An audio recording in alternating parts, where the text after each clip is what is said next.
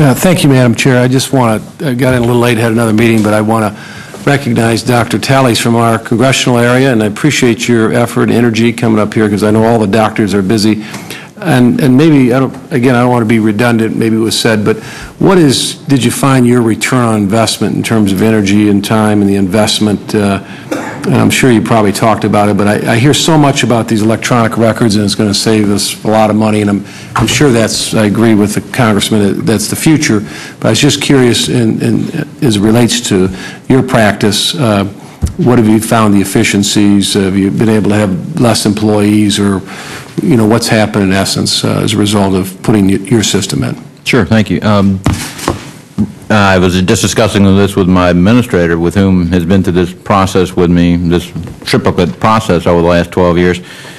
ROI, and even when I give some of the seminars I'm teaching, it's very difficult to put a financial number to that because it is an ongoing cost of doing business. We just made the commitment years ago that this was going to be a better way to deliver health care.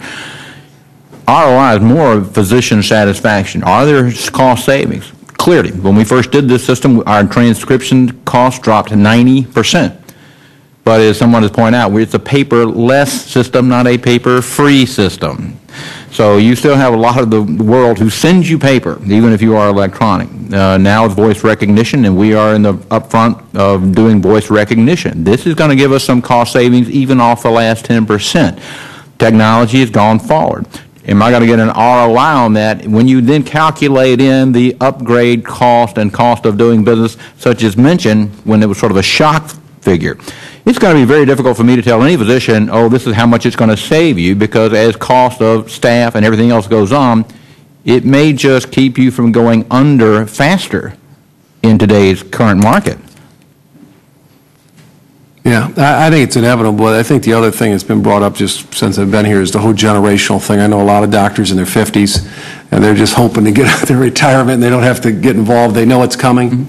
But I'm just interested to see how that's going to play out, over time. It's one thing to have electronic records. It's more efficient. Then it's another thing to force people or encourage people, however you're going to do that, to change the way they've been doing things for 25, 30 years. And we have a lot of physicians, in our area that are, in their 50s thinking about retirement in 10 years, 5 years.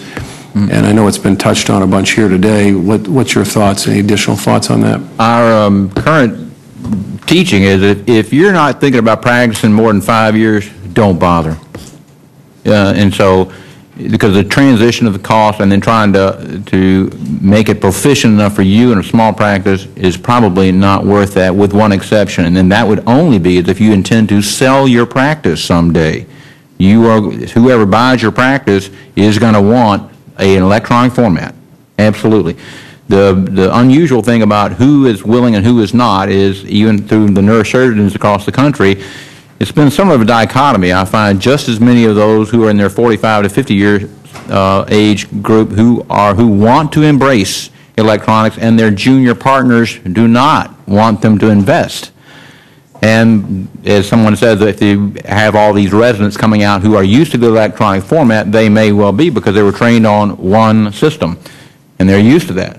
But as soon as they get out into a regular practice, they're going to suddenly find a plethora of systems that won't crosstalk, and they will be experiencing the same frustrations that you've heard here today.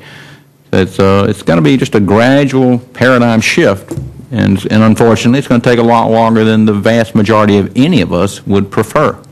Yeah, I've been in business for myself 30 years. We've implemented a lot of systems. It usually takes longer, costs more, but eventually it works its way in and becomes part of the culture of the business. So I think it's inevitable. Thanks for coming. I don't want to take any more time of the committee. Thank you, Madam Chair.